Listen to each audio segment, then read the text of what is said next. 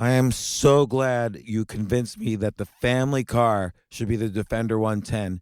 It is so beautiful inside, it's so comfortable, and it just feels indestructible. Yes, it really is. I've been waiting a long time for the new model to come out. The Defender 110, I'm telling you, it's my favorite car of all times. It's my third one. You know, I have stories of going off road. The guy managed the group. He was like, "What are you doing in this beautiful car?" I'm like, "I'm going off road." He's like, "Are you sure? Because you can use one of ours." And then they look like Mad Max cars. I'm like, "No, no, no, no, we're going to do this." And he was shocked. Wow. Well, it's great because the Defender has been reimagined for 21st century adventure, and its unparalleled off-road ability as well as its robust interior are invaluable whether you're headed towards uncharted territory or just a weekend of exploration. The Defender 110 tackles challenging surroundings with absolute confidence. The SUV conveys strength outside and in, featuring peerless technology like an intuitive driver display and an award-winning infotainment system. That's my favorite part, to keep you connected no matter where the journey takes you. Adventure is unique to everyone, and so is the Defender. Choose from the two-door Defender 90, the four-door Defender 110, or the larger Defender 130 with the ability to seat up to 8 passengers. You'll find uncompromising performance in all three. So pack up and go even further with the Defender 110. Learn more at LandRoverUSA.com/Defender. These days, we're all investors, trying to be smart with our money despite our worst impulses. But at iShares, we believe that deep down inside of every investor is a better investor. One that's just waiting to be let out. Explore iShares ETFs and insights and let your best investor out. Visit iShares.com for more information.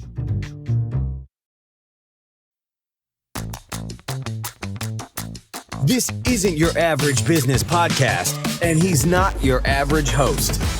This is I Will Make You a Millionaire, another episode helping someone reach their goal of making millions.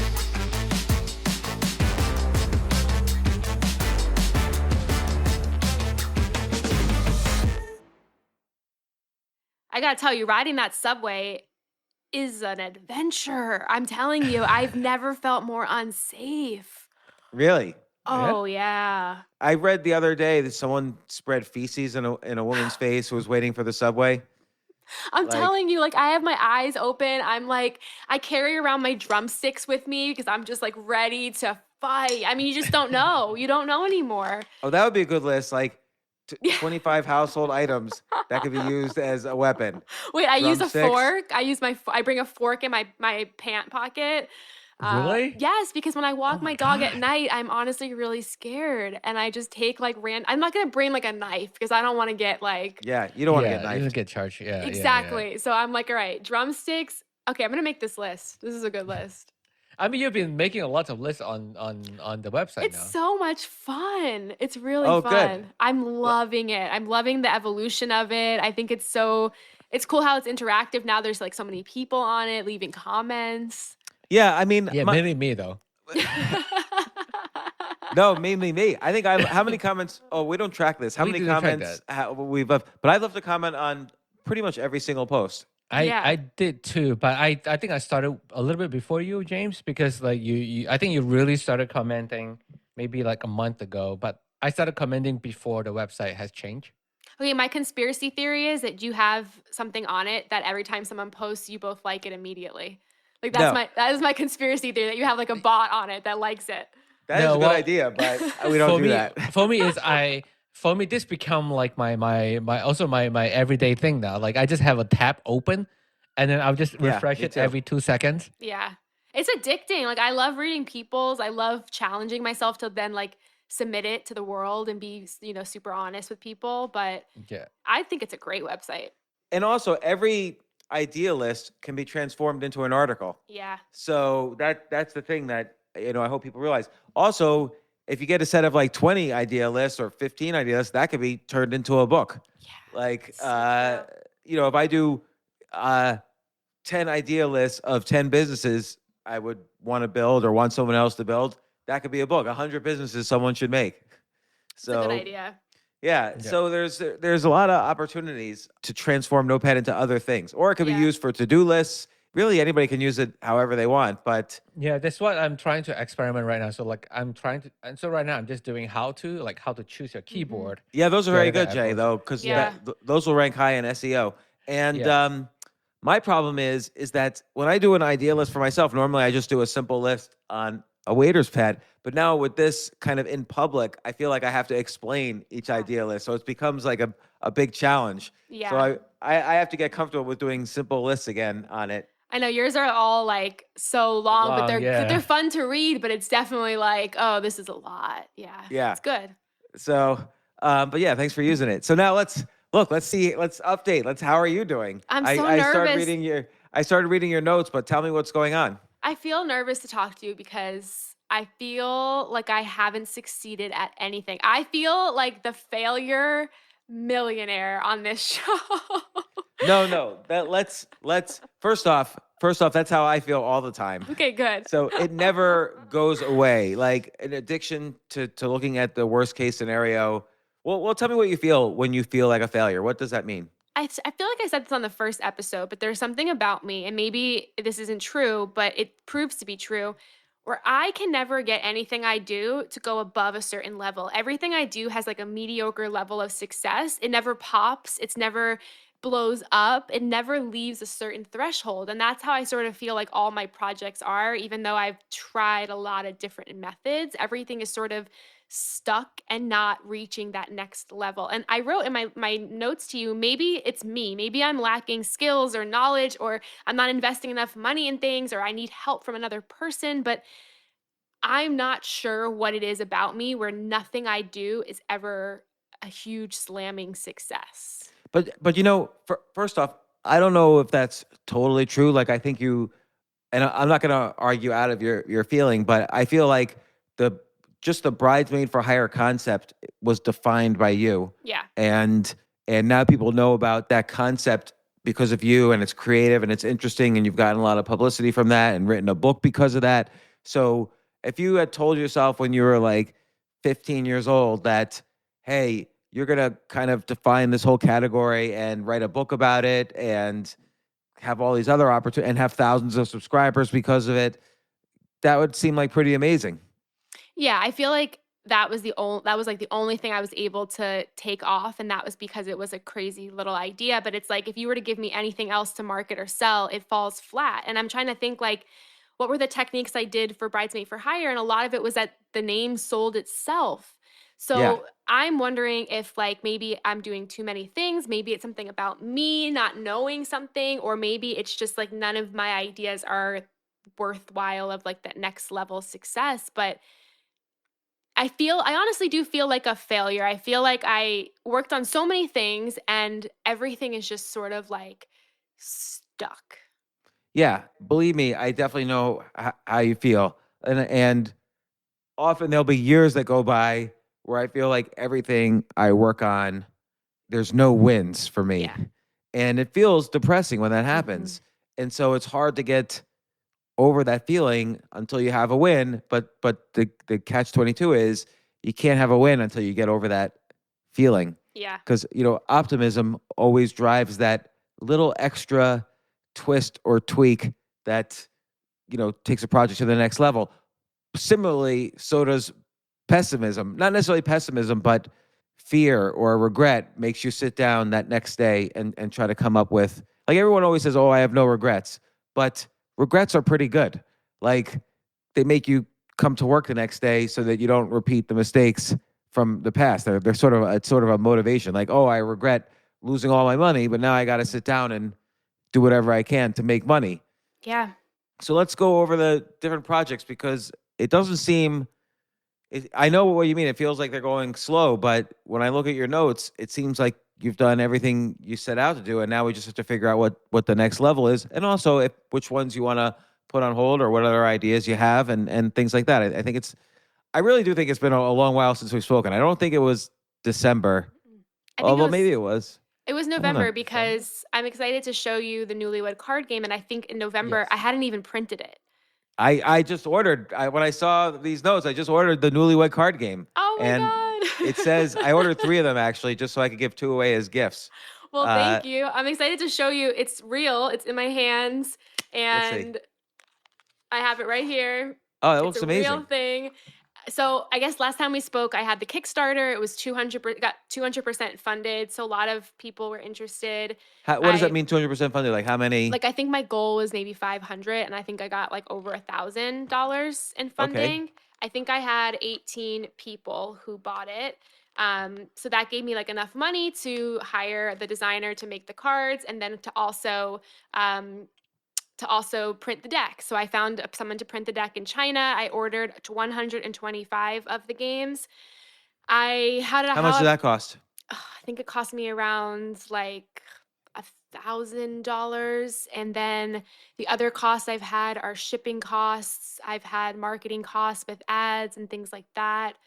I have not broken even yet, but if I sell all 125, I think I'll only profit like a couple $100. But that's good though. It gets the word out. Yeah, so I made a landing page so I can sell it on my own website, and then I put it on Amazon in January, which was like such a beast to do because even though it's on Amazon, it's not really searchable. You know, you have to invest in like ads and stuff like that. Yeah, like I'm searching on Jen Glantz cards and it's not No, showing it doesn't come up. It's like on page 6 if you type in newlywed card game, and a lot of that is because it doesn't have any reviews yet, and a lot of that is because there haven't been many sales from Amazon. So Amazon's a tricky game to sell it, but I managed to sell 75% of the inventory just on my own through social media, podcasts, affiliates. I made a couple of people affiliates, so every time they sell the game, they get $5 back. I've sent Okay. it to influencers who posted about it.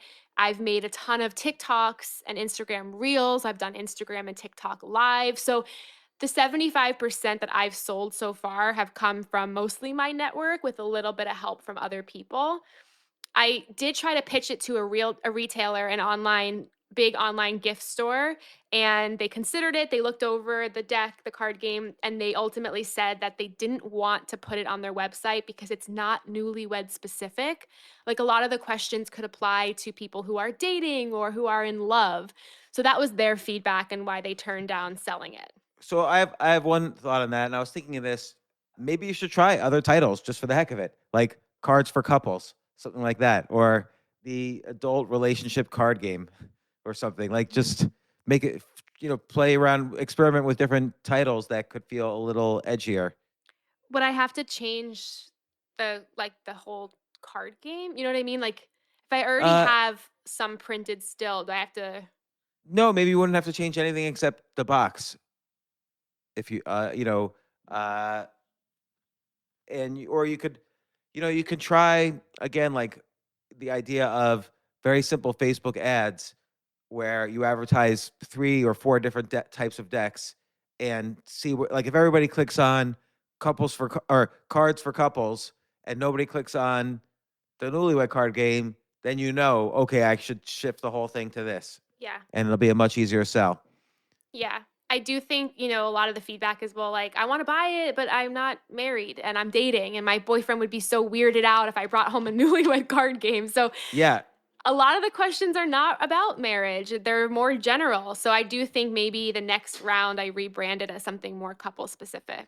Yeah, I would do that. And I would test different titles on Facebook or Facebook, I think is the best place to test with ads, but you could test, on any platform or you could test on, Notepad even. You can make an idea list of all the different possible 5 different possible sketches for your card games and see which one people like the most. And you could ask people, to like, an idea list could be like a survey because people could like each idea. So is it worth giving up on the idea that the newlywed card game isn't going to work? No, it's not. I'm not saying that at all. I'm just you could just do a little experiment to see if maybe there's a better title, because you're noticing now with this first iteration that there are people who are dating, but they don't want to get a newlywed card game. So that's good feedback. Like, and I've spoken about this a little on the podcast before for anyone listening, but positive feedback is not really that interesting, but negative feedback is really valuable. Like I could have this deck of cards and I could say, "Oh, Jen, it was great. We had so much fun playing it." But you have no idea if I'm just being nice or if I'm telling the truth or if I don't really want to think about it so much, so I'm not giving you real feedback. But if I say to you, I thought about getting it, but I didn't because that because that's a real because. I'm not going to make up a reason why I don't like it. I'm going to make up a reason why I tell you I like it, whether or not I like it. But if I tell you I don't like it and give you a reason, that's valuable. That's signal and it's not noise. So when you've got negative feedback, that's actual real feedback. Do you think it's worth it I have all the email addresses of everyone who bought it. Do you think I should email them and say, like, here's an anonymous form to share what you really think of the game? Because I have a feeling a lot of them are going to say the same thing, that it's great, but it's not really for a newlywed. Yeah, or say you're making a next version of the game, like, part 2, a sequel. Would they like one that's general for couples? Would they like one that's a little edgier, like more adult, content? Would they like one that's about, I don't know, for people who've been married 10 years or more? Just make up like a couple of categories and see what people say. Cool. Okay. Or do they just want more? What's it called? Like an additional pack when you have like a card game, but you buy the next pack of cards. The expansions. Yeah, or they just want an expansion pack for the newlywed card game. Is that a term from gaming? Is that like a gaming industry term? It's a card gaming industry term. Yeah. It's like for Trivia Pursuit, for instance, you get an expansion pack when you want more trivia questions. Yeah. The video games term is DLC. What does that Oh, stand for? I don't know that. Downloadable content. But like Cards Against Humanity has expansion packs, and Trivia Pursuit had expansion packs and stuff like that. So I would even just say 3 questions. Like, should this be for more, general about couples, or should it just be an expansion pack for the newlywed game, or would you buy a card game that has more adult content? And you can see from that. Do you think, like, one thing I've noticed is that the card game space is so oversaturated, which is not a reason not to do something, but it has made me thought that maybe this isn't enough. Maybe it needs another component. Maybe that component is something with an app or a book that they do, or like something else. Because if you scroll through Amazon, there's tons of these types of games, and maybe it's not enough. And I don't want to be in the business of creating something that's like mediocre. I want to create something that's ginormous. So do you think that maybe a card game is just never gonna reach that next level unless it was like super controversial or unique or interesting? Yeah, maybe. And maybe then there's 2 things that this transforms into, or 3 things. One is it's a marketing tool, so when they buy some other product of yours, hey, you also get thrown in for free the newlywed card game.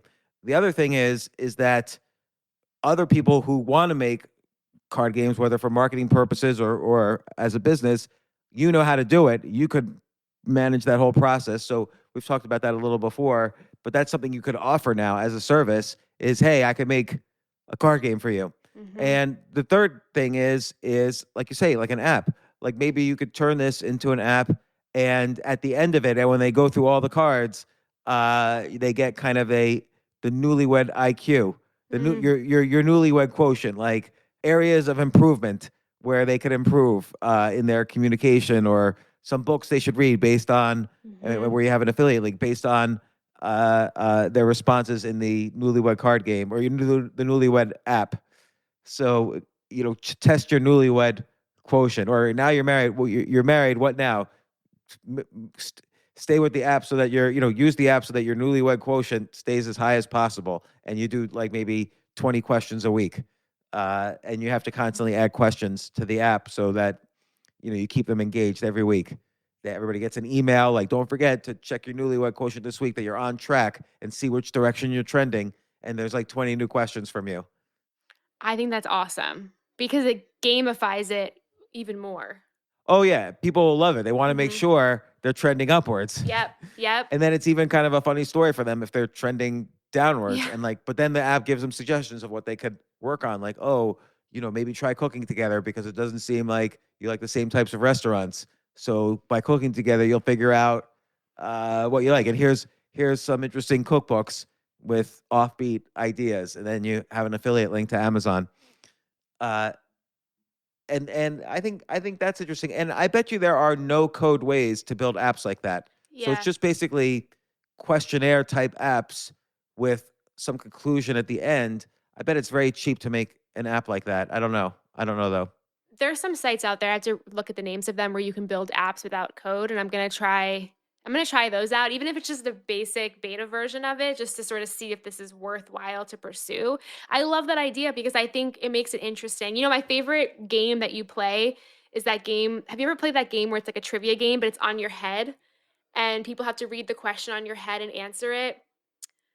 What's it called? Is that kind of like when you have someone's name on your head and you have to guess, they have to say something as if you're in character and you have to guess who you are? Yeah, it's something like that, but it's so addicting and fun to play. It's called Heads Up, and it's such a fun game like that. So I was thinking of like an aspect of this game where it's like that, where it's fun to play, it's different, like it needs more is what I'm saying, and I feel good about trying something else with it because I don't want to give up on the idea, but I just think it's a little too flat this way. So I just Googled how to make a quiz app with no code, and there's like a billion different websites that will do this. Cool. Build custom quizzes with this app, and it's Grumo is the company. And then here's another one, Crowdbotics, and here's another one, Jotform, how to make your own quiz app. Do I charge for the app or is it just something that comes with the perk of buying the game? Oh, that's interesting. Yeah, or is it just a separate thing? I don't know. I think it could go either way. Maybe the premium version of the app, which tells you I got an idea. You have the app for free. Okay, forget about the card game for a second. You have the app for free, but the premium version tells you your newlywed quotient and which direction you're trending and compares you to other couples in your area or in your age group Yeah. or with Like your a demographics. leaderboard. Yeah. Yeah. That's fun. Like it doesn't tell you who they are, but like you're third in New York City Yeah. in the newlywed quotient, or you're third among, people who went to college who live in New York City or whatever. I love that because the competitive couples would freak out over this, Yeah. And they're going to be yelling at each other. We have to, we have to be number one. What couple is this that's beating us? And then you can have meetups of couples who are using the newlywed quiz app. I love it. I think it makes it addicting, right? Like that's an addicting aspect to it where people are like, we have to play tonight. We have to sort of get on this. I agree though. Like, first off, look, obviously the best thing is if you put it on the Amazon store and everybody sees it and they all share it with their friends, like, you got to buy this. This is so great. And everyone buys it. And within 6 months, you have like $10 million from selling card games. But that's not likely to happen. Like, it's really an iterative process where, you can either iterate on the idea itself, like make different questions for the newlywed card game, or you can iterate by, making it more, like we said before, more general for couples or more adult or whatever. Or you can iterate by moving it, instead of moving it vertically, like, make a better and better card game, you can move it horizontally. Like, okay, now let's make it an app, or let's make it a marketing tool for something else I'm doing.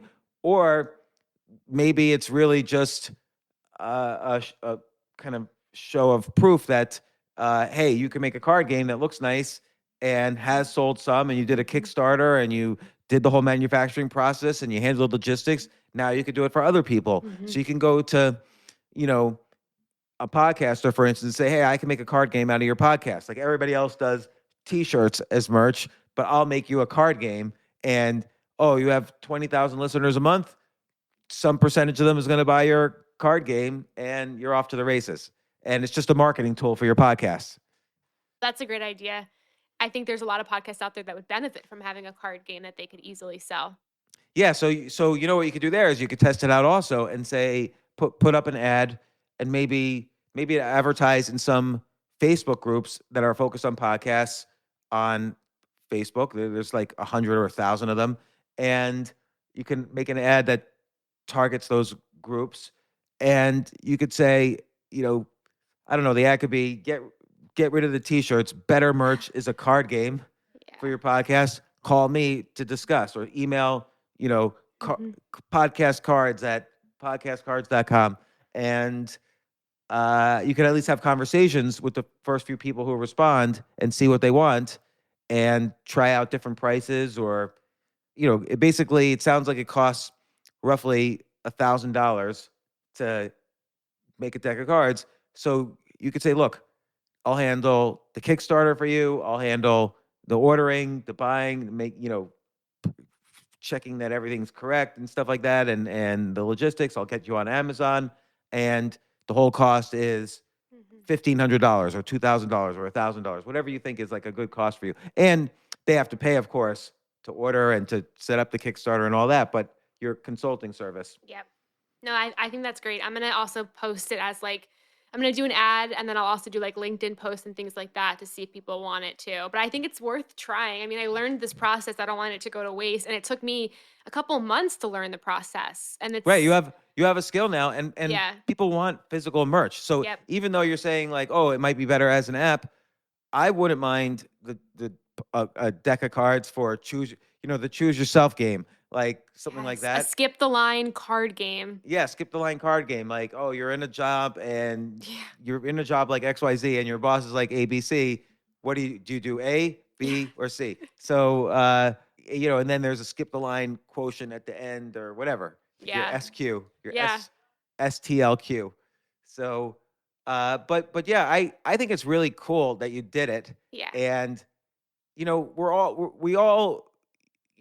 we have a big intersection or overlap of the people we know, and they're all digital. They're all doing digital things. Yeah. And it's really fun to make something that's physical and not just like a t-shirt, but like a deck of cards is cool. Like why tarot cards, for instance, are in every, some form of like predictive cards or in every society throughout history because people just love cards for some reason. Yeah. And so here you've made now a deck of cards. I know it is cool. My goal is always to make a physical product, and I finally did. And I know a lot of people who still play games. Like a lot of people I know still play physical games, which is sort of cool because there's so many games elsewhere. Yeah, and when did you say you got like the first deck or you put it on Amazon? I got it made in December, and then I sold it all through myself December and January, and then my husband put it on Amazon because he promised he'd help with that, and so he did that in January. But it hasn't really sold very many on Amazon just because the searchability of it is. Oh yeah, a you bit of a can't find it nightmare. on Amazon. Yeah. It's impossible. So Yeah.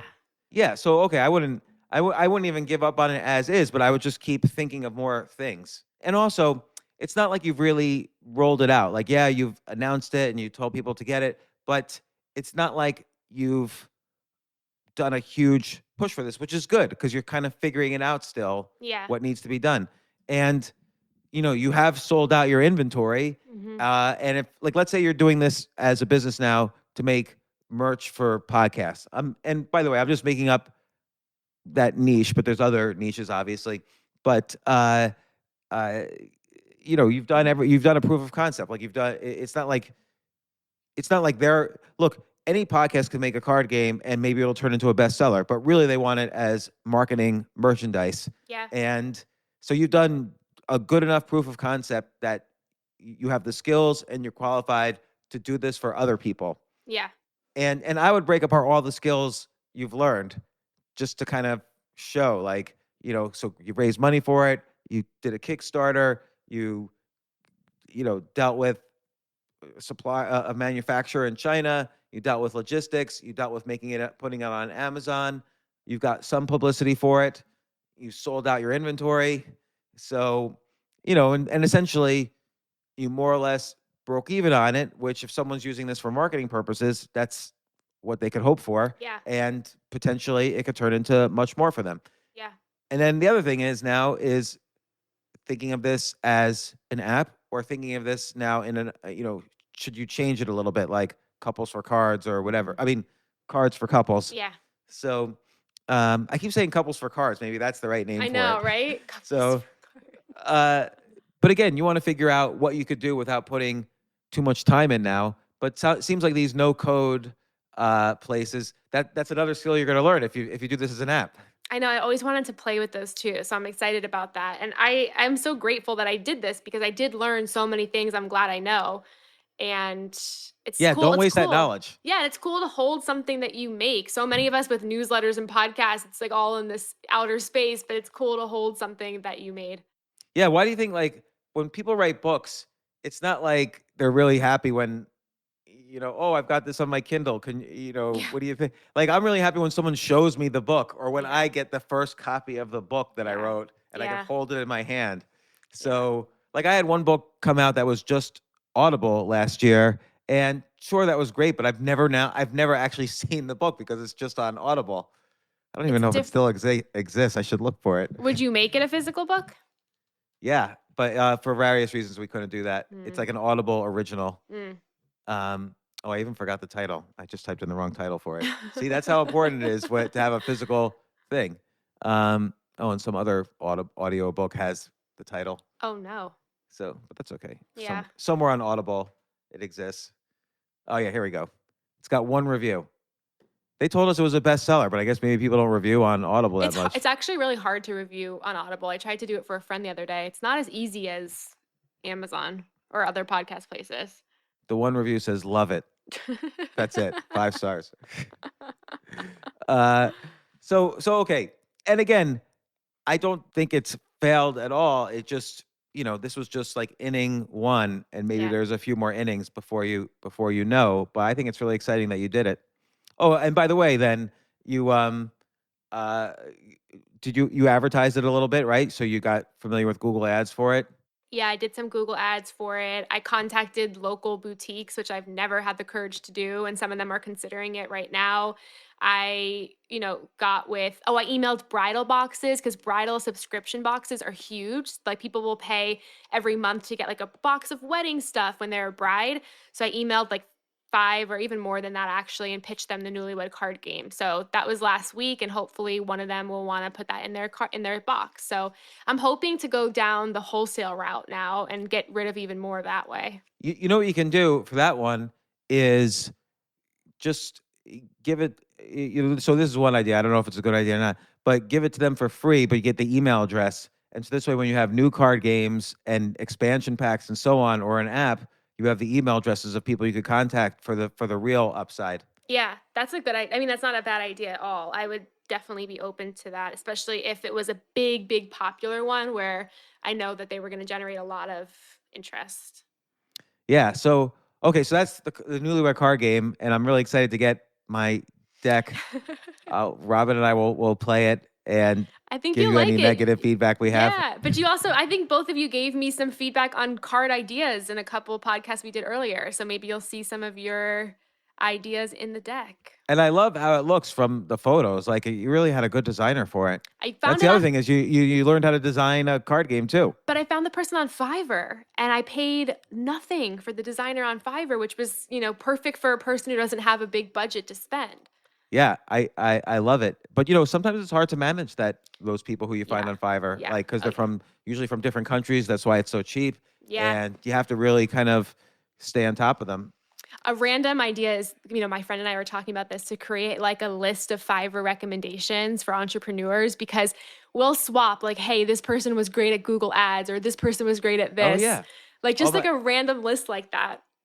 that's a great idea too for your Odd Jobs newsletter. Yeah. Oh yeah. Oh. So actually, yeah. So that could be an addition in the newsletter. Like if you need to use Fiverr, you need to read this issue of the newsletter, and then it's all your recommendations.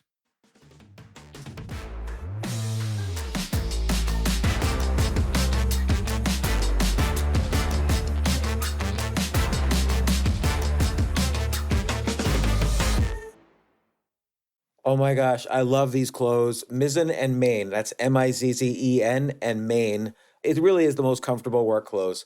Travel clothes. I had to travel this whole week. I'm traveling for a week and a half, and I just took Mizzen and Main clothes with me.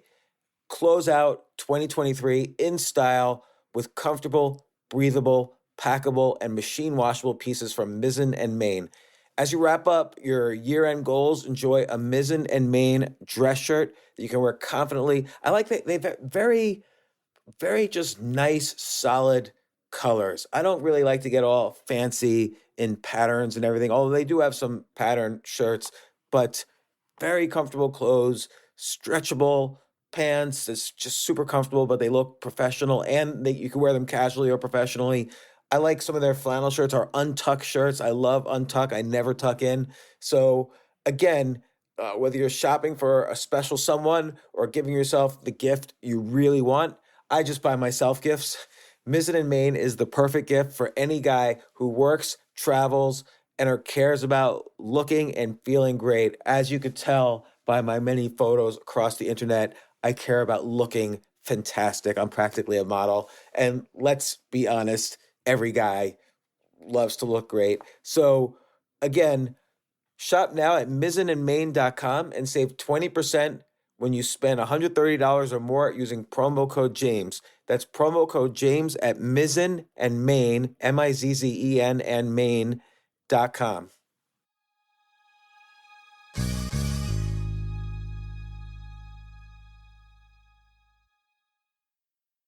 You know what I love about fantasy sports is that even though I'm not going to be a great basketball player or a baseball player or a football player or whatever, I feel like I get to participate and make decisions and use my knowledge of these different leagues or these different sports to compete. So it's like I can pick my team or I can pick my favorite players and I could use my knowledge to make predictions and maybe even make money. So with the basketball season here, you can now pick combo projections across football and basketball from the Specials League on Prize Picks. This is a league created specifically for combo projections that include two or more players from different sports or leagues. Want to play alongside some of Prize Picks' favorite players like rapper Meek Mill and comedian Andrew Schultz, who's also been a guest on this podcast, and I've been a guest on his?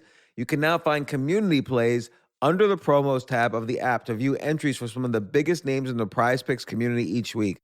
Look, Prize Picks even offers a reboot policy so that your entries stay in play even if one of your players gets injured. For football and basketball games, if you have a player who exits the game in the first half and does not return in the second, that player is rebooted.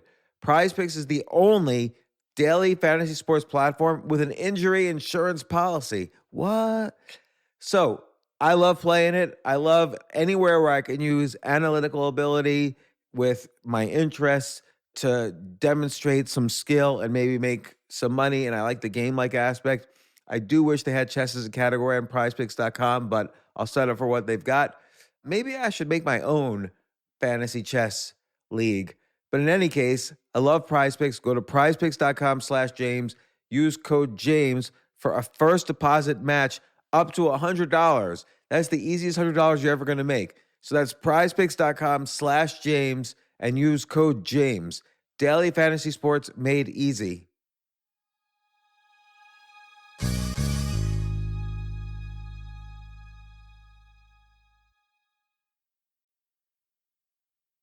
So, okay, let's talk about the newsletter because so the next thing on your list is the Odd Jobs newsletter. So this is a newsletter that you do every week, right? Of odd jobs. Like, what are some sample titles? Like, I have them all right here, but For Valentine's Day, I did people you can pay to like end your relationship. That was a fun one.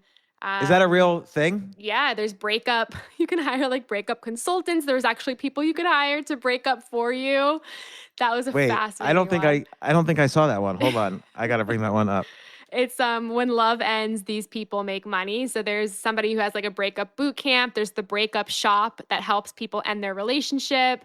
There's a company that helps you get on with your life after you've been broken up with. There's a place you can go to sell your engagement ring. It's called I Do Now I Don't. Like there's so many interesting people who make money off of the failure of a relationship.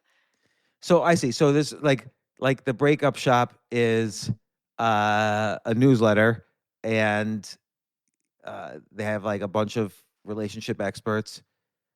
I wonder if anybody will actually though make the call for you. Like, listen, you know, I'm calling on behalf of John, and he really doesn't want to see you anymore, but he's afraid to say anything.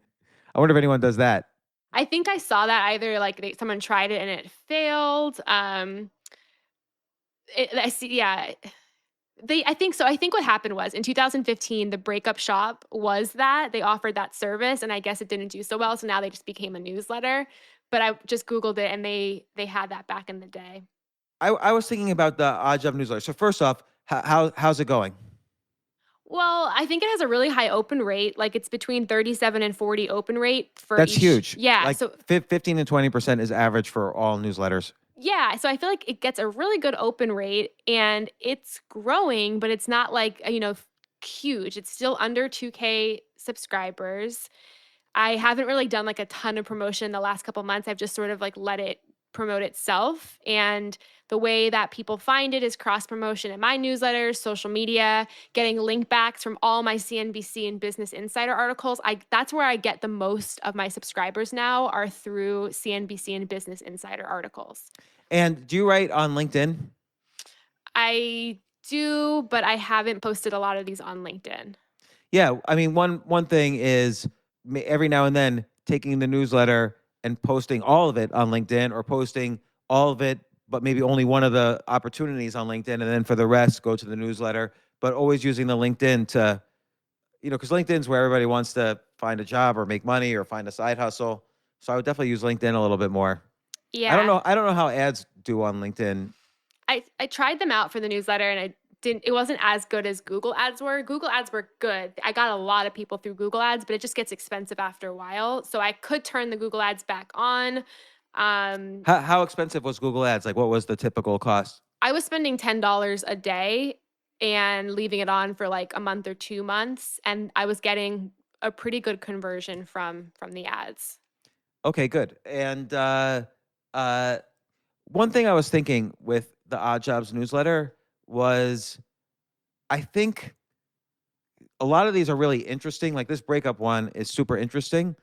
And I would get, but so there's two ways to improve it if you were to improve it. One is like, even on the breakup one, it's such an odd thing to start a business around, like the breakup shop. I would try to interview somebody who's in the business of how did they get into the breakup business? Mm-hmm. Like, or how did someone become a breakup coach? And what are some of the weird experiences they've had? Because if you can interview them, then it gives a lot more insight into how somebody becomes a breakup coach. Mm-hmm. And also, it's just an interesting story for people to read. Like, you want to give people more reasons to share the newsletter. Yeah. Do you think it should be audio interview, written interview, or both? Both. Or maybe like an audio interview and then, like a 5-point summary of the things you learn in the interview, or just the transcript. I mean, Jay, how much does it cost to get a transcript? Can't you get one pretty much for free? Well, if you use Auto.ai, it's pretty cheap. I think I pay $100 a year.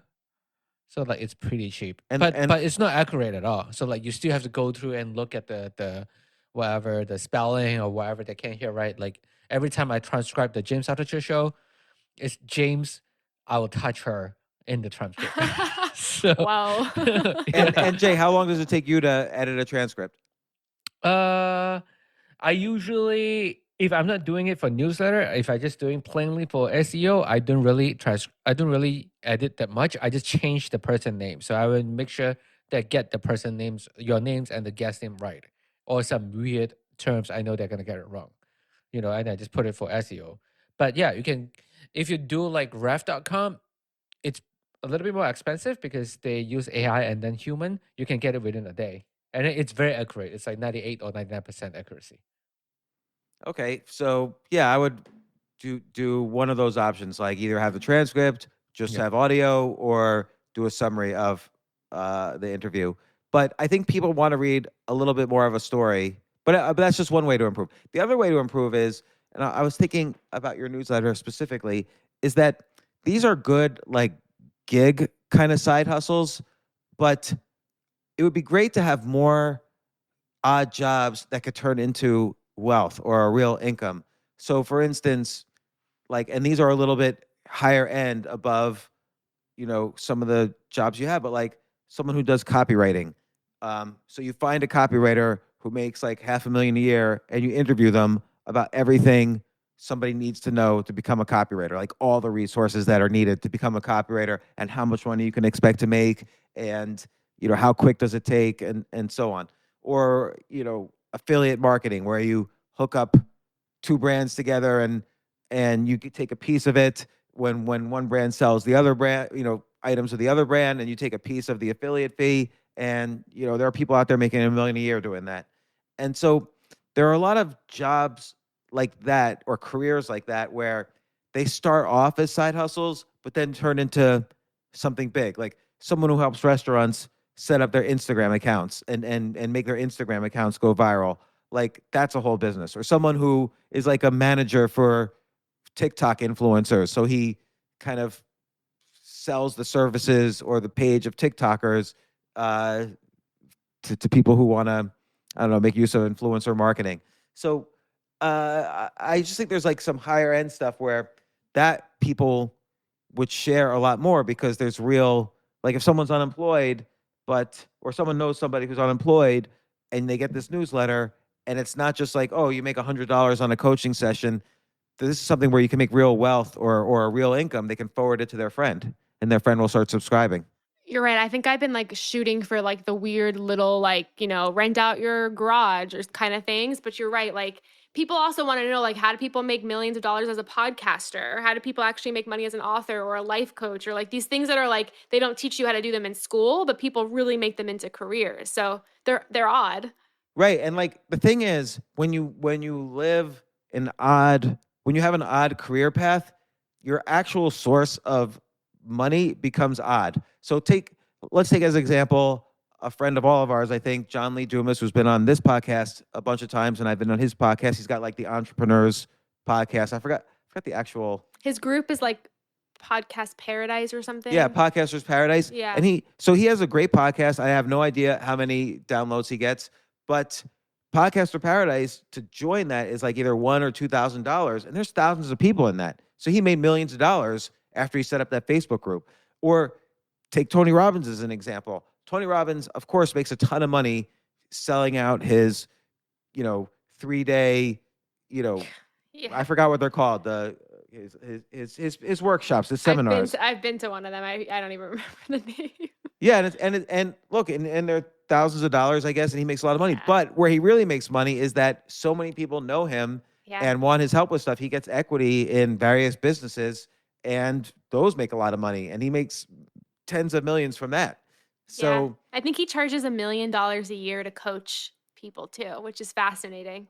Yeah, and so again, like the ways in which people actually make their money are much different than, like for instance, even when you think of like billionaires, like take Peter Thiel, who was, started PayPal and then sold it, you would think, oh, he made his billion from that. No, that was like the least thing he did in terms of making money. And we probably have no idea what he's really made tens of billions on. Yeah. I mean, even Facebook, he quote unquote only made like $1 billion or so. He sold out fairly early, or a lot of his shares, but he's made a lot of money on Palantir, which many people don't even know he started. So, and now it's like worth tens of, I don't know how much. It's a public company. I have no idea what it's worth, but so you never really know like how people really made their money.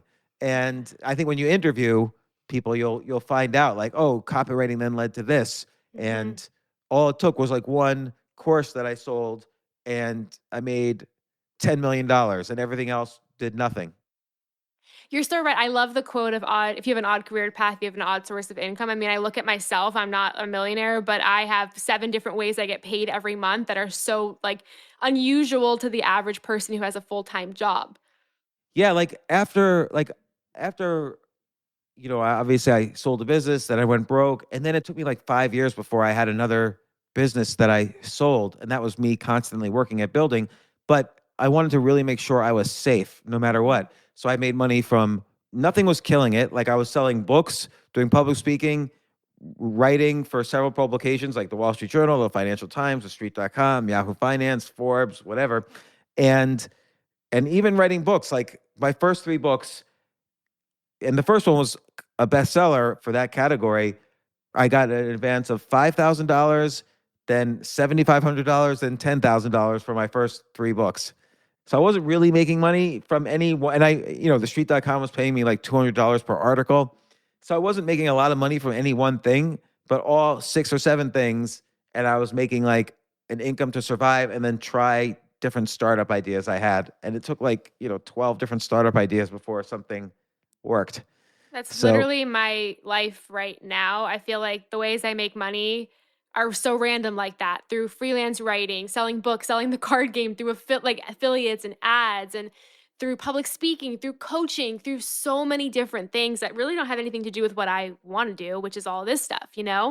well, and think about it. Like, I think that's a reason to be proud also, because that's your business, right? So if you're an employee, someone pays you. Yeah. But when you're kind of thinking like a business, then you create things that people pay you for. Like, you go out and find, oh, where can I write articles, or where can I sell a card game, or now I have to make a card game. So all these things added together have a P&L. So you have Mhm. some expenses and you have revenues, and then revenues minus expenses are profits. And then to find out how valuable your cash flow is, you take your earnings and roughly multiply them by 10 or 20, and that's what your quote unquote business is worth. And so you just want to keep increasing the value of your business, like Gen Inc., until finally you have a business that survives on its own, and you sell it, like something that doesn't necessarily need Gen Inc. So Gen Inc. just creates it, and then it builds its own value, and then you sell it. So okay, yeah. So that's the odd jobs one, but I think that one's worth. If I were you, I would think about now how to make that a little bit more valuable to someone who wants to actually make a living and not just have a gig on Valentine's Day. Yeah. Yeah. So I see what you're saying. Yeah. I haven't tried that route at all. and And even and then like into the interviewing, you should upgrade that one to content that not only gives somebody like a side hustle or a gig, and those are great and those are interesting, but add to the story component and offer the opportunity at least that people could really make a good income or even wealth from it. yeah. Okay. I And like it that. doesn't, and you don't have to start off with that as like once a week. You just want one that's really great so Yeah. people share it. Like, you want to make sure you're making content that people share as opposed to just like. Yeah. If they share it, that's almost as good as negative feedback. Like, sharing is real feedback. I know. I know. And that's the most powerful way of making this grow too. And can you tell if people are signing up because they got a shared uh, newsletter? Like, if they're linking from the newsletter, can you see in your analytics?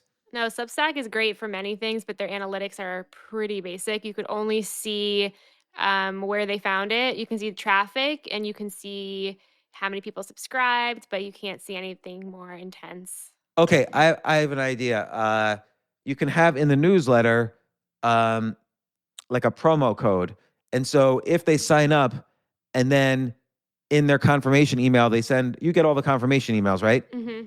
So in the confirmation email, if they send a promo code, then it's from the newsletter, and maybe they get some write up you did, or like a collection of the absolute weird the 20 weirdest jobs you've seen in the past 2 years, or some like special report or whatever. Okay, I like that. Yeah, that's good. Cool. Okay, I feel like this could come back to life because I was like, how many times can I write about making money through surveys and through like pet sitting, you know? And those are interesting too. Like, it's really interesting to know that, oh, I could just sit at home and answer surveys and make $20 a day. Like, those are interesting too. But now I want to know, well, how's this one person, she quit her job as a lawyer last year and she had nothing to do, and now she's making $700,000 a year copywriting. Like, how does that happen? I feel like that's what people really want to know. Yeah. Yeah, I agree. I agree. And I think like I want to make this part of my existing podcast too, to cross promote to the audience. So couldn't some of these episodes just be on my regular podcast? Yeah, Like absolutely. okay. Cool. Awesome. Okay, I feel much And better. how's your regular podcast doing? It's okay. It's in year 4. I'd say growth is very slow. Again, everything I do is mediocre. So like But growth is slow for like the whole podcast universe. Yeah. I hit 4 but years. I've never missed an episode every single week for 4 years.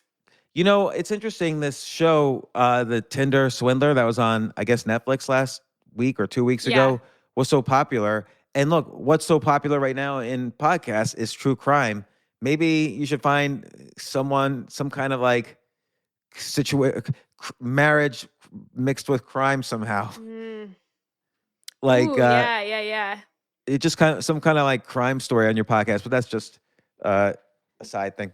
But yeah, so I wouldn't give up on Odd Jobs at all. That's you got 2,000 subscribers. Hmm. That's valuable, and it's obviously grown since the last time we talked because I think you had just gotten past. Did you get past 1,000 last time we spoke? Yeah. So yeah, you're around 1,000. I think you're around 1,000 then. So I think. What do you feel like are the two? Or so tell me everything now that you're working on. So there's the Newlywed Card Game. There's the Odd Jobs newsletter. There's the First Years of Marriage newsletter, which you've had for forever. There's the Be My Billboard. Let's talk about that for a second. Okay. I thought about giving up on Be My Billboard. I know it was like a fan favorite idea, but I just sort of felt stuck with it. I have over 100 people who are site members. I haven't sent them anything. I have piles of stuff to send them from my own merch, but I just wasn't Look, sure. I'm wearing my Oh billboard my for Odd God. Jobs for Odd People. This Oh is one of my my favorite God. shirts. I'm the billboard for your Odd Jobs newsletter. I need to take a picture of this and post it on the website. This is like golden. Yeah. So Oh my God. Well, I don't know what to like. I've been unsure what to do with it. okay, so right now, how many brands are signed up? Mostly just mine. Okay, and how many people you said are signed up? A little over 100. And how much time per week is it taking? Well, I haven't really done anything with it, but I need to send them the merch, write out instructions of what I want them to do with it. I'm going to need to mail it. I'm going to need to, like, I think that before I give up on the idea, I should at least, like, give the 100 people some stuff. But it's just a tough idea because, and I wrote some ideas of how to revive it, but brands are going to want proof again, right? And they're going to want to know that, and the people getting the merch have to sort of, that you can't guarantee they're going to give you any type of proof. Yeah, that's always been kind of the question. I mean, there's ways to build it, but one way to build it is to build up the Odd Jobs newsletter, and let's say that has 10,000 people, and let's say you get some chunk of them to sign up for the Be My Billboard website, and then you go to some company that has multiple brands, and you say, "Look, I have 10,000 people that could be human billboards for your brand." And I do, and you could auction it off. Like, or I send out merchandise to these 10,000 people once a quarter. Mm-hmm. What are you willing to pay and you go to a bunch of brands like this and almost like do a reverse auction. Like, what are you willing to pay to, or no, a real auction, not a reverse auction. What are you willing to pay to have these 10,000 people wear your merchandise? So there could be like small tweaks to the business model where maybe you focus on your newsletters first and that's a great way to build up a list to get them to sign up to the Be My Billboard. Yeah. But then again, like if I'm like, okay, let's say the brands will pay me $5,000. I can't, how do I guarantee that all these people are going to wear this stuff? You can't really, but their merchandise has to be good also. And Yeah. then, and like, let's take an extreme example. Procter and Gamble has like 1,000 brands and they're a huge, billions of dollar company. They'll risk some money to try this out. Yeah. And maybe people have to have to do at least 2 Instagram posts or, do a video and maybe they could get paid more, or I don't know, maybe there's something there that we could see. Yeah, I'm not going to give up on it. I was thinking about giving up on it, but I do think like there needs to be a point system that leads to rewards. And I think that will, there's 100 people on the site. I'd say probably, let's say like 25 are going to fill out the survey to actually receive stuff. And then of the 25, it can almost be a leaderboard of who did what. And then they'll be the ones that get the first dibs on what was sent, sort of thing. And yeah. But here's what I would do first though. I would build up one of these media things like a newsletter first. So you can not easily, but you could direct traffic to Be My Billboard. So this way you don't have to advertise Be My Billboard. yeah, Because like right now, how are people finding it? through your podcast, through articles on CNBC, and through me promoting it on all my other stuff. Yeah, so I love the idea, and I wouldn't shut it down or anything, Okay. but I would definitely. You want to have it's a chicken or the egg thing. Like, what brands are going to use you when you have no humans, and what humans are going to go on it when you have no brands. I would find a skip the line way would be to build a newsletter up big and then send all those people over to Be My Billboard. And then you go to the brands and say, look, I've got 100,000 people on Be My Billboard.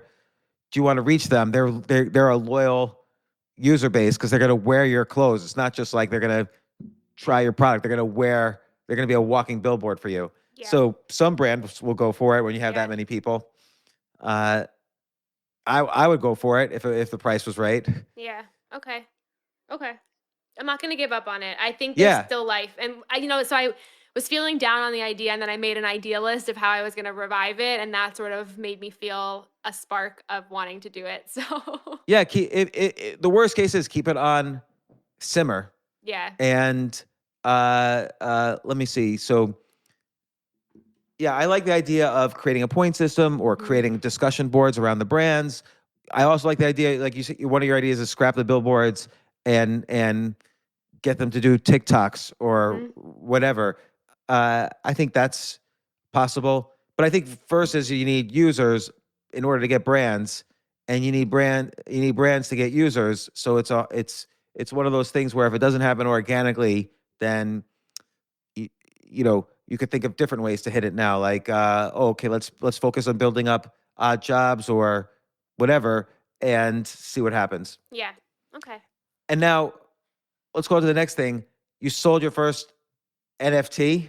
Yes. Okay. I remember like the last time we spoke, the very last thing I said was, I'm sort of into this whole NFT world. Well, I dedicated myself to learning everything I could about it. And then I sold my first NFT based on Jen Glantz. So basically the NFT gave you access to a 60-minute coaching session with me. However, you don't have to redeem it.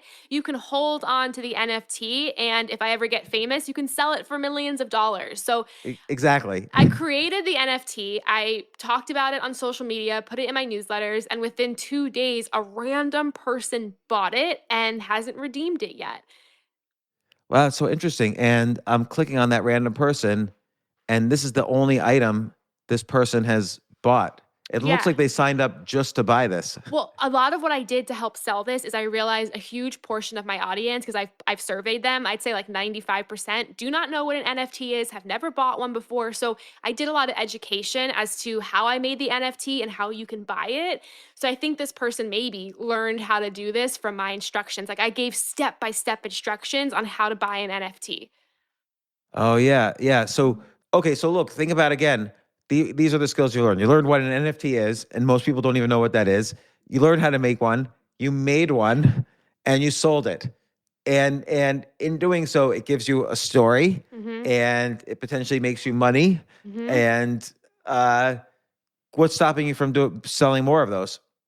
Nothing. And what I want to do next is figure out the next best route, because I looked this up and there's not very many NFTs in the wedding space at all. There's one wedding cake shop that like barely did this, and there's like a diamond ring company that barely did it. So now I'm like, okay, what's the best next step? Do I make bridesmaid for hire NFTs where every NFT gives you access to things? And I even had someone on Fiverr design an example of what one of them could look like.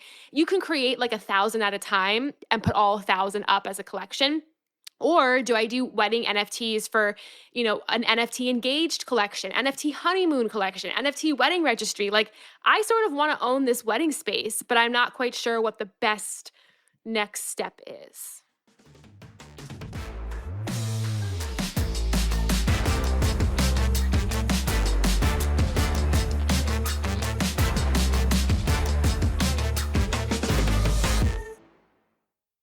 This is such a valuable service for all business owners, big businesses, small businesses, doesn't matter. I wish I had this in the many different businesses that I've started. Sometimes it seems like your business is humming, but then suddenly you don't understand it. You're starting to fall behind. You're not understanding where your costs are, where your revenues are, where your payments are. Teams are buried in all sorts of like BS work, and you can't seem to close the books. So you need like one dashboard, one source of truth. I'm jealous of this business, NetSuite from Oracle, of course, NetSuite by Oracle. I wish I'd come up with this idea. It's a brilliant concept to have all your business intelligence on one dashboard. This is why you need to know these three numbers: 37,000, 25 and 1. So 37,000, that's the number of businesses which have upgraded to NetSuite by Oracle. NetSuite is the number one cloud financial system, streamlining accounting, financial management, inventory, HR, and more. 25. NetSuite turns 25 this year. That's 25 years of helping businesses do more with less, close their books in days, not weeks, and drive down costs. One, because your business is one of a kind. So you get a customized solution for all of your key performance indicators, your KPIs, in one efficient system with one source of truth. Manage risk, get reliable forecasts, and improve margins. Everything you need to grow all in one place. So right now, download NetSuite's popular KPI checklist designed to give you consistently excellent performance absolutely free at netsuite.com/James. That's netsuite.com/James to get your own KPI checklist. netsuite.com/James.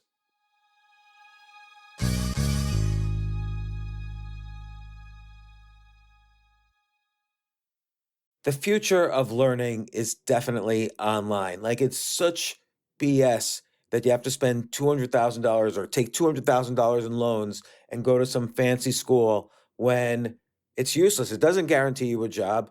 Most employers, including me, do not care about degrees or grades or anything like that. We want to care that you love what you're doing, that you know what you're doing, in some cases that you have experience or that you're willing to learn. But people in general love learning and are curious. Like, the key to success is curiosity.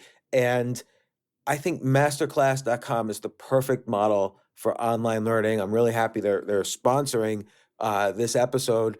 If you're going to give a gift, give the gift of learning. Masterclass makes a meaningful gift this season for you and anyone on your list, because both of you can learn from the best to become your best, from leadership to effective communication to cooking.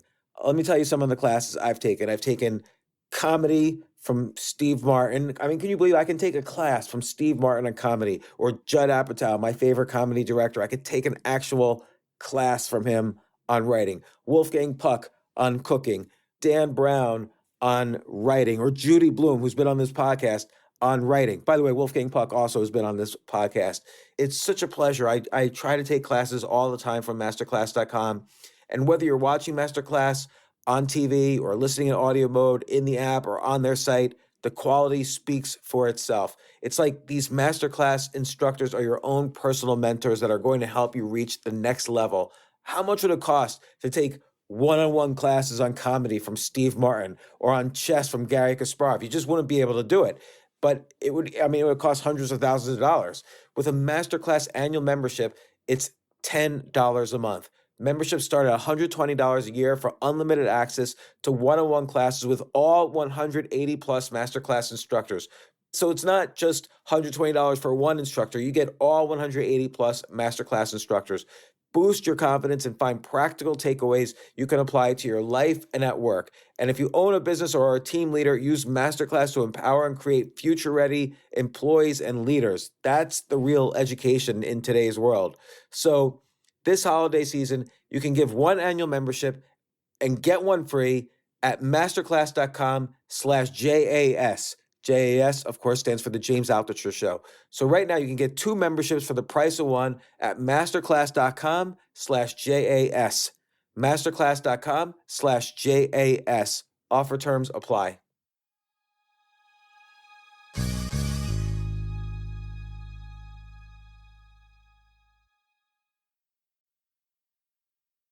Now, how did you make this NFT? Did you go to OpenSea and made it there and you used their contract? Yeah. And then I see here on your section, to use this NFT, they have to send it to you so it's burned, so they can't resell it. Exactly. One NFT is not going to generate like too many coaching sessions for you because somebody's selling it to the next person. If they choose to use it, it's burned and it's done. If they choose to sell it, then they never get to use it. So yeah, it's a one-time only kind of thing. Yeah, and let me ask you a question. Like, would a couple ever want to do an NFT for their wedding? Meaning, like, I mean, people aren't obviously going to buy an NFT in order to be invited to a wedding, since nobody really wants to be invited to weddings anyway. But is there anything that They can, like, the whole idea of an NFT really at its core is that it provides access to something, whether the access is a JPEG or a coaching session with you or the special part of a restaurant or tickets to a sports event. An NFT provides access. So what are the things in the wedding space that someone might want access to? So for instance, a bride who's going to get married soon might want like a bridal box of all the things she needs. And, and that you could just white label with some of these bridal box companies. Yeah. Uh, Or like a honeymoon. Like I had like we can do like NFT for honeymoons where all these different hotels and vacation packages come together and they offer these NFTs, and then the couple can buy the NFT, and if they choose to go on a different honeymoon, then they can sell that NFT or they can redeem it. So there's so many opportunities. Like the same thing with wedding registries. You can start like the first NFT wedding registry where people even put the different NFTs they want, and their guests can buy them the NFT as a wedding gift. Because like there's so many cool NFTs out there not wedding related that people might want to use in the future for things. yeah, and so you could curate what those NFTs are, for instance. Exactly. And set up like a website for like, hey, Jen and Adam are getting married. Here's like the NFTs they want and the prices of them. And then guests can buy that as gifts.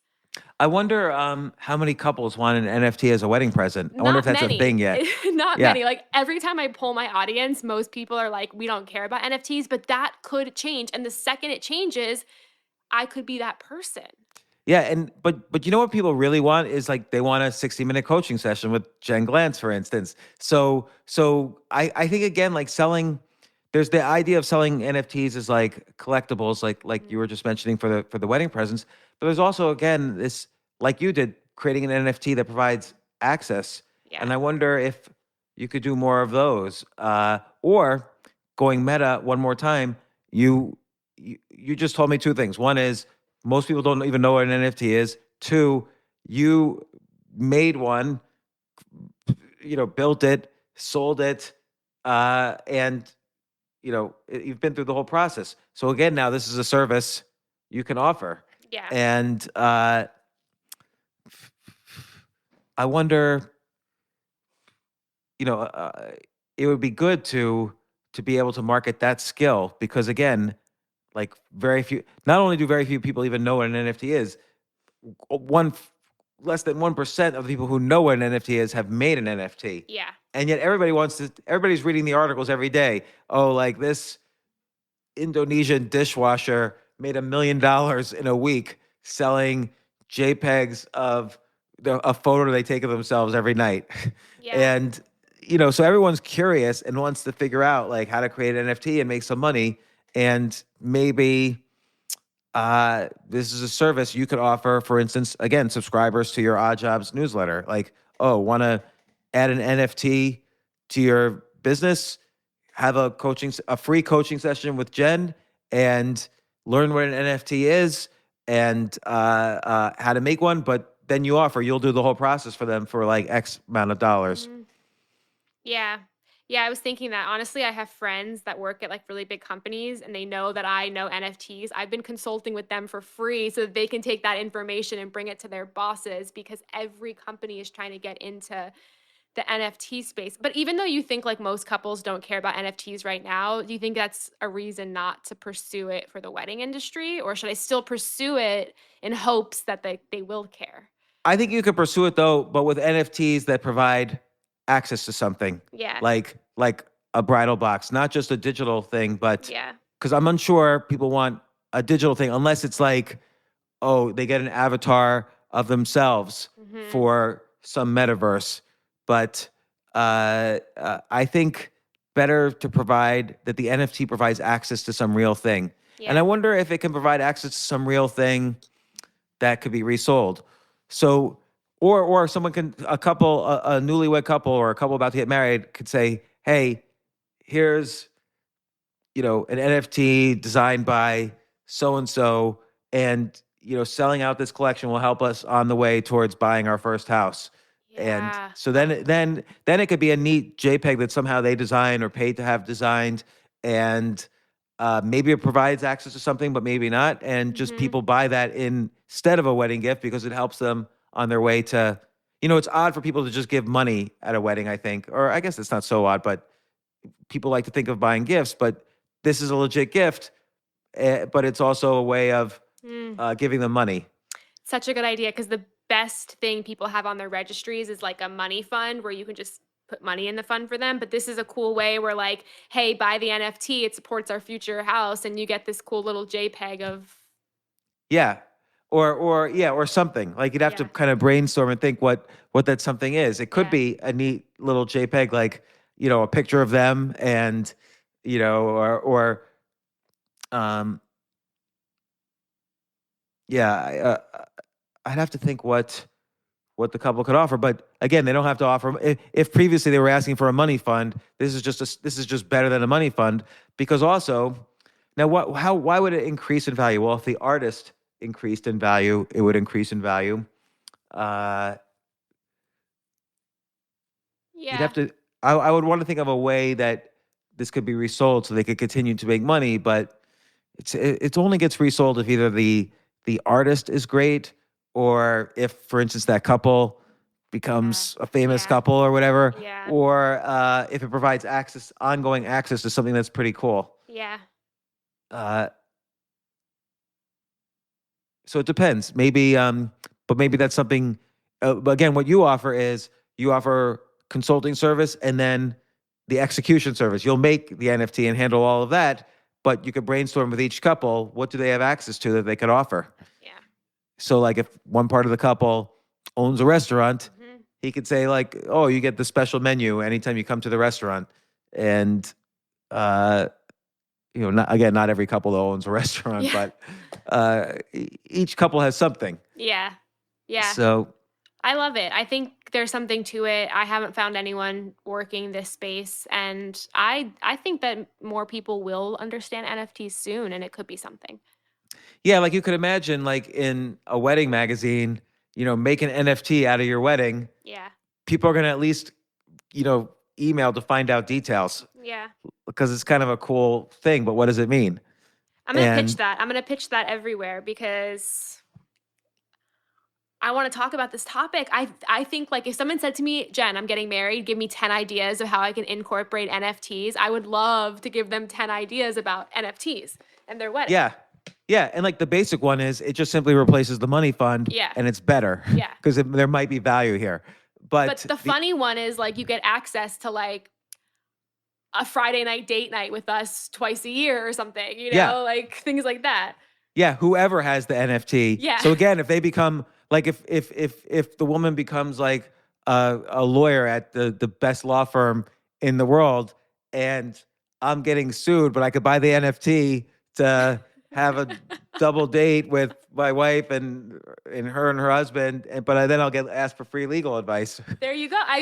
That is what I think is going to become normal, and that's cool, because everyone would want that, even if it's a stranger. It's something interesting to have. Like, my collection is, I have a lawyer on call, I have this, and like, what I did with my coaching session was I priced it way lower than my usual coaching session as a way of getting people interested in NFTs, and that's why I think it's sold too.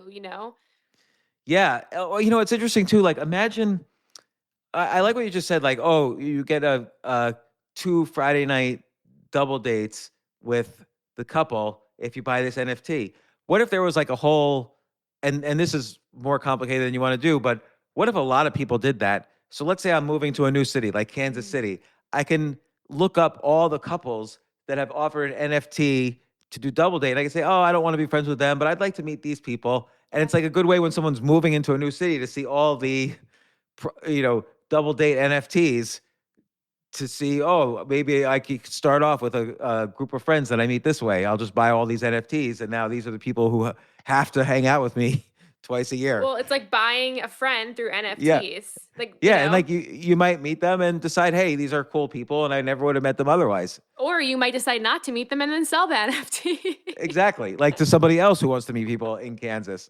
So I already met these people. Now somebody else could meet them. Right. So, and again, as they get bigger in their lives and so on, then the NFT to hang out with them, they're going to have to buy them all back if they want to start, stop people from selling them and reselling them. Right, which I think is so funny. I think there's such a path to NFTs that more of the normal kind of person is going to get behind. And this is like a fun way of thinking about it. Yeah, like I like this. And again, thinking of NFTs in terms of access is the way to think about it. Mhm. And I think that could be pretty powerful. So, and again, not only not for you, again, there's always two paths. There's you sell NFTs, but there's also now you offer a service that can help other people, particularly in the wedding space, Yeah. sell NFTs. Yeah. Uh, so I think that's interesting. So, okay, let's just summarize for a second, because you know we have the newlywed card game, and that one there was like two different directions to go. One is kind of expansion pack, or maybe change the title to handle all couples, and then maybe another direction was adult content. But then the other direction is again using the skill to make and finding a niche where you can make merchandise of a card game. I Mhm. would definitely want to make the choose yourself card game or skip the line card game or whatever, or the James Altucher show card game. And I don't even know what that is. So I would need like help. And that's a service you can provide. And it seems like merchandise that would be cool as opposed to like just a t-shirt. Yeah.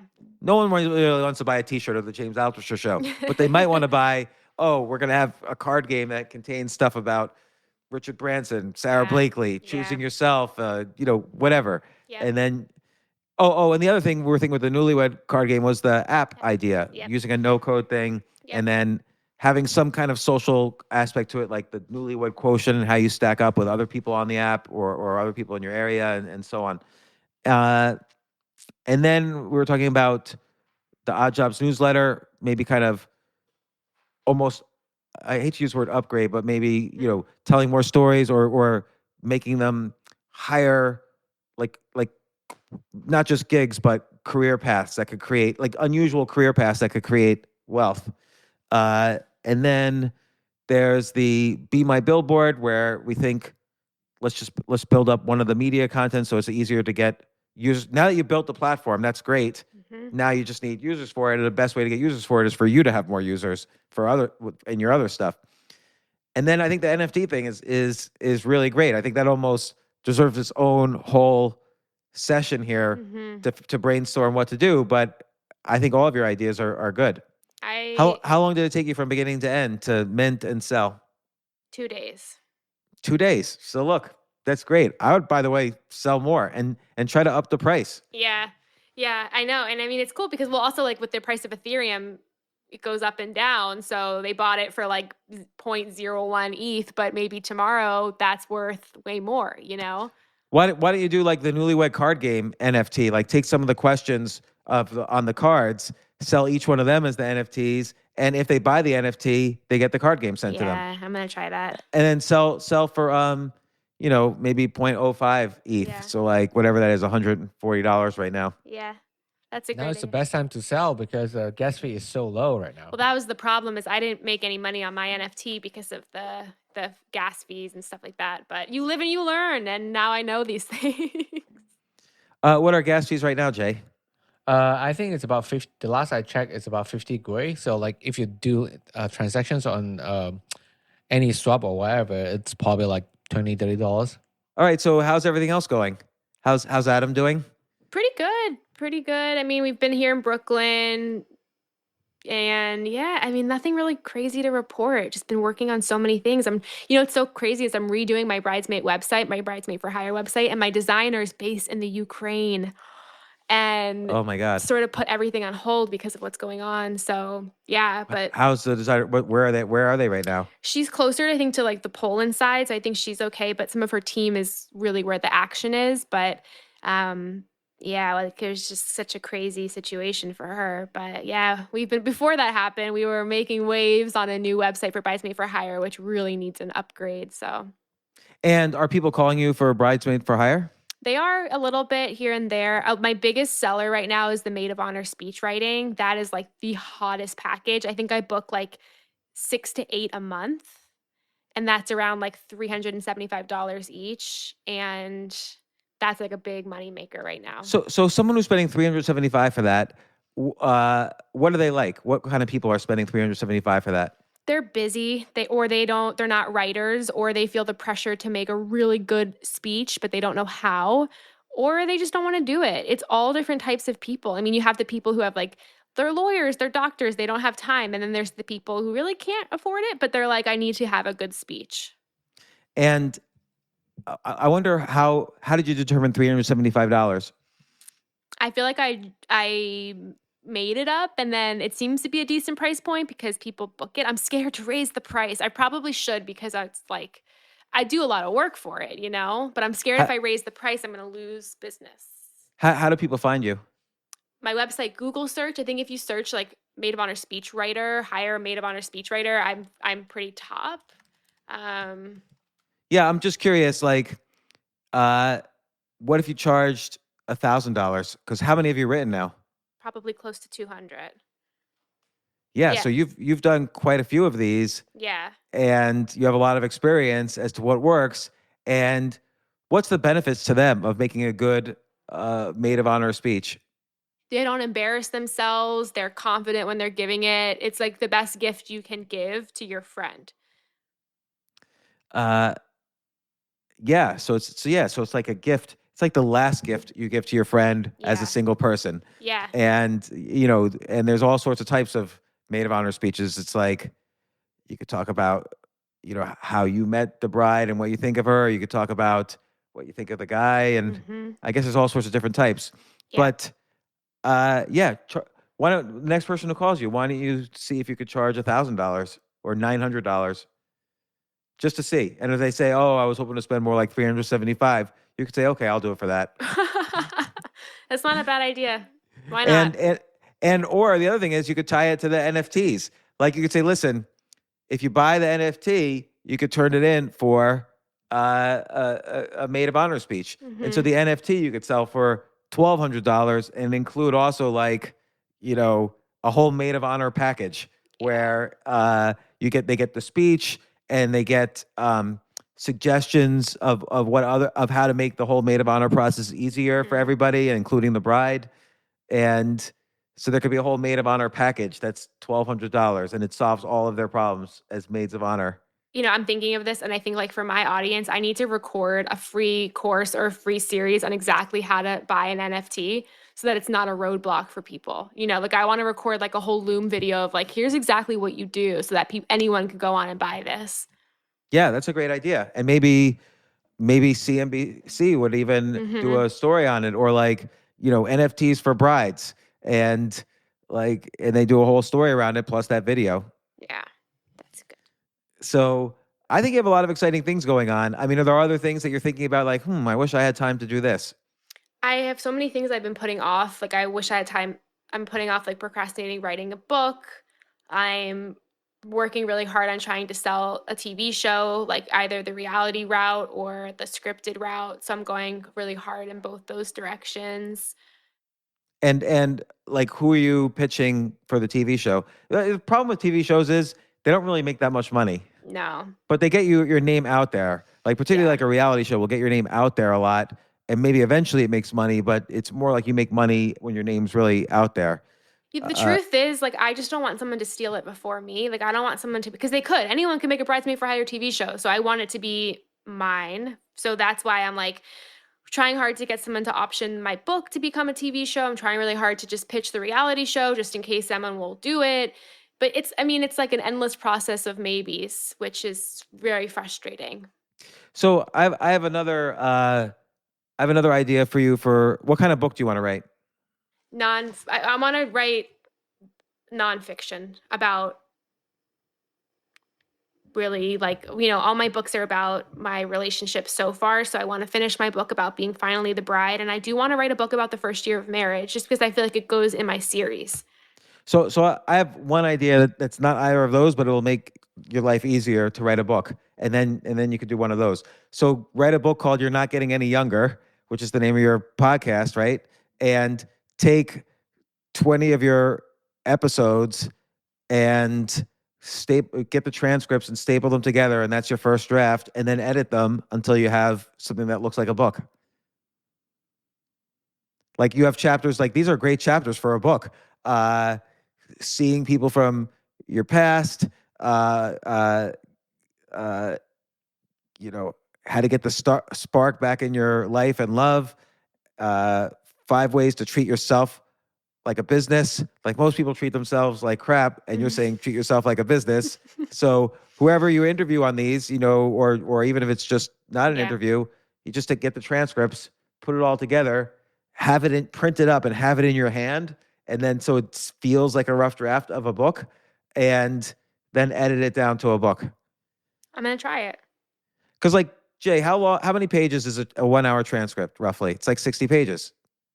I can tell you right now, actually. Give me 2 seconds. 1 hour transcript, it's not, I don't think it's 60 pages. Let me Double space. What is double space? When there's a space in between the lines. Okay, I know what is double space. Give me 2 seconds. Let me see. I'm actually looking at it right now. How to break up with 2021. I mean, you have to break up with 2022 first. Yeah, how to break up with how to break up with the year on New Year's Eve. How to get the spark back in your love life. Stop ignoring your purpose. What to do with ordinary days. Seeing people from your past, or even more, seeing like ex-loves from your past. And then you could throw in some of these like odd jobs ones as well. For an hour, it's about 30 pages. Yeah, okay. So you have 10 podcasts that you pick out that are around, let's say, the topic of marriage or dating or relationships or love or whatever. And you're not getting any younger. And so it's marketing for your podcast. And it's 300 pages, the transcripts. And then when you edit them and you write intros and outros, it'll still be around 300 pages. And that's a book. Are you going to, my fear is how am I going to sell this? Okay, so then the question is, do you sell it to a publisher or do you self-publish? Well, if you self-publish, again, it's just another branch to get the word out. Like your podcast supports the book supports the podcast. And if it's a great book, people will share it and it'll sell on its own. Or it just is a marketing thing. Like now you've written 2 books and you'll meet new people who have read this and get exposed to you through the book. It doesn't take that much time. Like Jay and I did this process for Think Like a Billionaire, where I took 10 interviews with billionaires and people have read it. Like it's not my best-selling book ever, but people have read it and it's just another book that I've done. Yeah. Okay. I'm going to do it. Why not? And Jay, how long did the process take us? I'm only Because the audiobook, in the audiobook, the audiobook yeah. are the podcast. podcast episodes. And maybe you provide a little audio intro for each chapter. Yeah. So like we didn't edit the podcast at all. We just do the intro and outro and put it together, and that's it. right. So the audio book is just like 10 of your podcasts pasted together with some intros from you. So that part's easy. The transcripts are pretty easy. That doesn't take any work. Putting them all together in one document is not that hard. And then you just have to edit it, and maybe you have to write like a little intro to each chapter. And those shouldn't be hard at all. Yeah. Intro and outro. Basically, within if this was all you were doing, it would take like about a week to produce a book. If it's not all you're doing, it'll take like a couple weeks to produce a book. And again, it's just to kind of get another book out there so that if it does sell really well, then you could go to an agent or publisher and say, look, I have this book, which, I didn't do anything and it sold, this many copies. So now you should give me an advance for my next one. Yeah. No, I'm going to do it. I'm going to listen to every single thing you said because it's been a couple months. I feel like I needed this kick in the butt. So I'm going to I go through all of my notes and do every single thing you said. And everything that feels like, oh, that might be too much work right now, either you're right and maybe you shouldn't do that if you have that like gut feeling, or you're wrong and maybe there is a way to do it faster than you think, and you should do it just because it's doable. Yeah, and I'm also going to hire people on Fiverr to help with some of these things that are just, like editing the transcription, things like that, things that are just easy to outsource. Yeah, I mean, that's how I do a lot of stuff, and some things work out, some things don't. And I'm like all the things I'm suggesting to you, I'm sort of trying to do on my own as well. And, since the last time we spoke, we launched the whole website, this notepad. Yeah, which is awesome, which is so awesome. Yeah, it's fun. Like no matter what, it helps people, and there's greater and greater content on it. So I'm enjoying it. And look, anybody who gets in early in a new kind of social media like this could get a lot of followers, or it just becomes a site with a lot of great content to read. My favorite part of the the Note PD is the one where it's like if you need a prompt, because sometimes you go on there and you're like, I don't know what my list should be. So I always click need a prompt, and then I don't use those, but it sparks an idea. So that's like an awesome thing for people who want to do this but don't know what to start with. Yeah, and a lot of these prompts on the site we generated through AI. Like we fed an AI engine, 20 prompts to start with, and it came back with like 100 more prompts. Oh, I don't know if you guys have been using copy.ai, but it's mind blowing. Oh, we haven't been using it. No. I used it for like writing, I think ad copy or some other stuff. It's so good. Like, and you just put in whatever, and then you can choose the personality that you want of the voice, and it spits out like the best copy in the world. It's pretty good. Like you have to edit it a little bit, but I found it to be really useful. And there's like, I use the free version of it, but it's really good. Oh, okay. Yeah, I can check James, it out. I think James would check it out before. I When you did. were talking about AI with Paolo, remember? Oh, possibly. Yeah. But I don't think I've Yeah. ever used it though.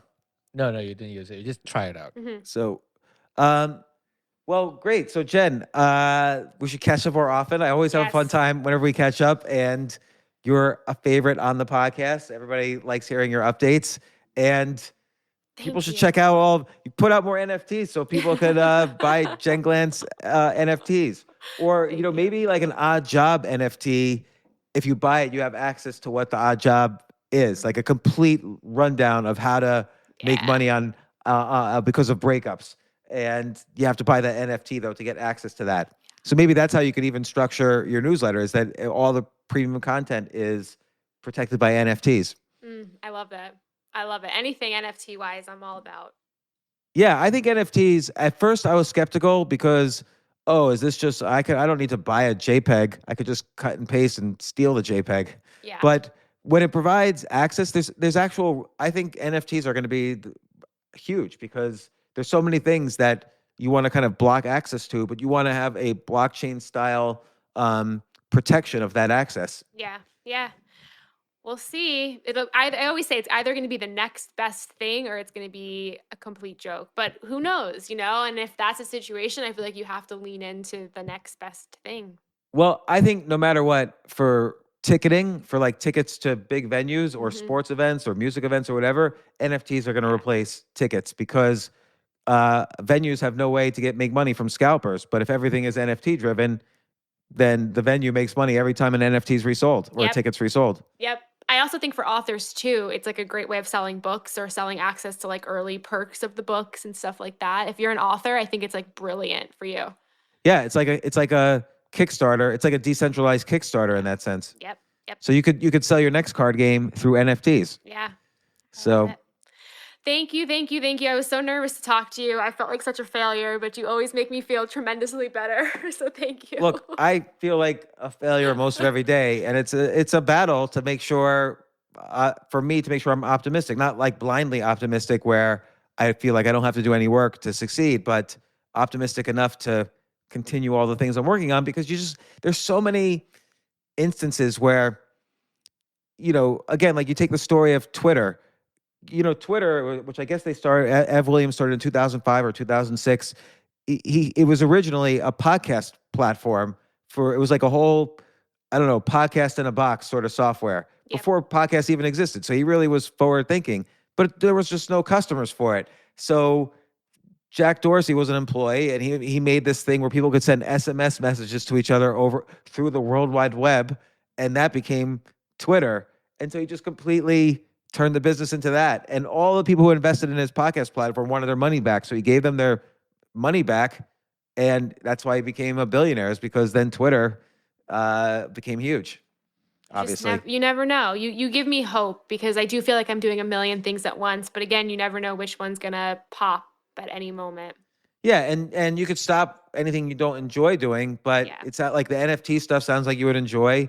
And it's so cool that you made the card game. It's worth following the different ways. Like, do you go meta on it and offer the service? Do you make more of the card games? Like, you could go both routes. Yeah. And same with the Odd Jobs newsletter. It's worth, you have an audience that's reading your writing every week. So it's worth, you have a great open rate. So the content's interesting. And now see what happens when you even take it a step further.